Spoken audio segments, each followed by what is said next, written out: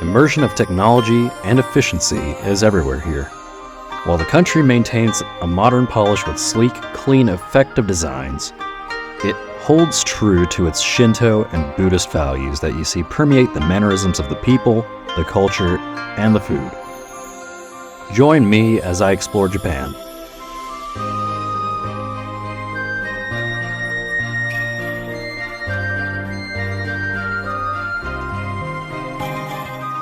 In this trip, I'll try to understand the soul of Japan while immersing myself in Tokyo and taking 2 days to go skiing in Hakuba in the Nagano province. You'll follow me as I explore the customs, the scenery, the engineering, and the food. Lots and lots of food. Someone I know once told me, everything in Japan is either absolutely beautiful or downright adorable, and I am excited to go see for myself and share it with you all. When I set out to film this, I wanted to do something pretty philosophical and deep, but upon realizing that I took this trip with minimal purpose, it really hit me. I just need to show the authentic experience.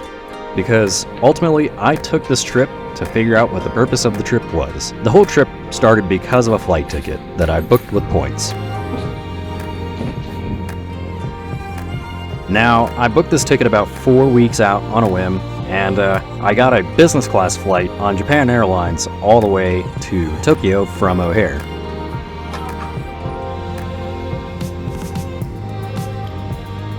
Now, the flight itself. Oh my goodness, the service was great, the food was great. The fact that I could sleep on the way there, laying down flat in a bed, amazing. And it was a pretty neat experience flying business class. They also got me a birthday gift too, in the form of a model airplane. Someone I know once told me about their experience in Japan, and they summed it up as everything is either absolutely beautiful or downright adorable. And I am excited to go see for myself. Now that I'm here in Tokyo, the first step is to get an understanding of the soul of Tokyo. And that involves getting on the trains.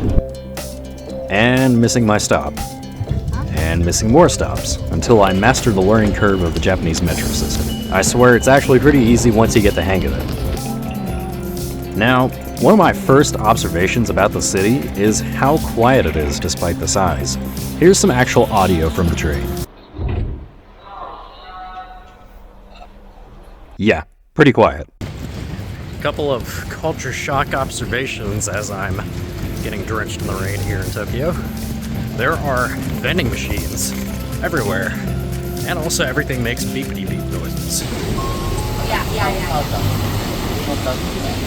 Okay, finally made it to the hotel room. It is tiny.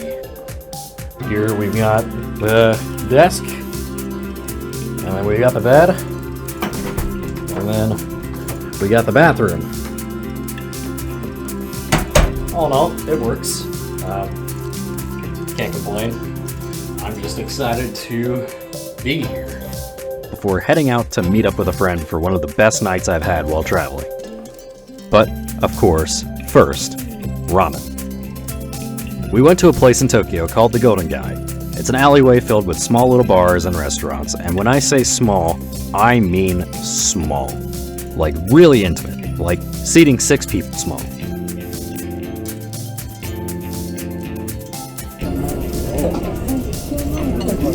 One thing I noticed, the broth is a lot better here versus the ones I've had in the US.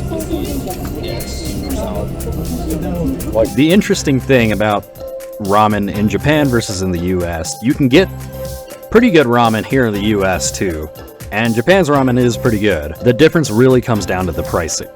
In Japan, you'll pay maybe $6 equivalent for a bowl of ramen, whereas in the US you're looking at 20, right? And now that we've sufficiently crushed some ramen, it is time for the birthday celebrations.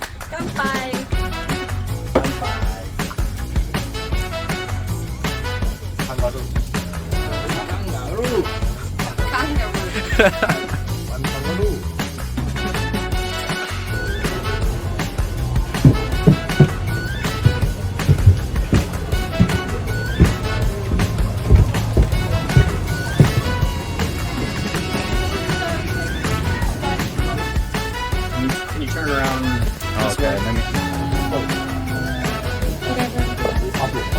okay. It's fine.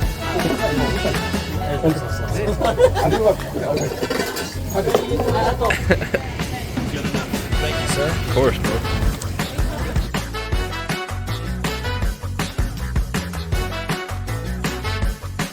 In the next chapter, I'll be immersing myself in the city of Tokyo and really getting into the nitty-gritty and exploring.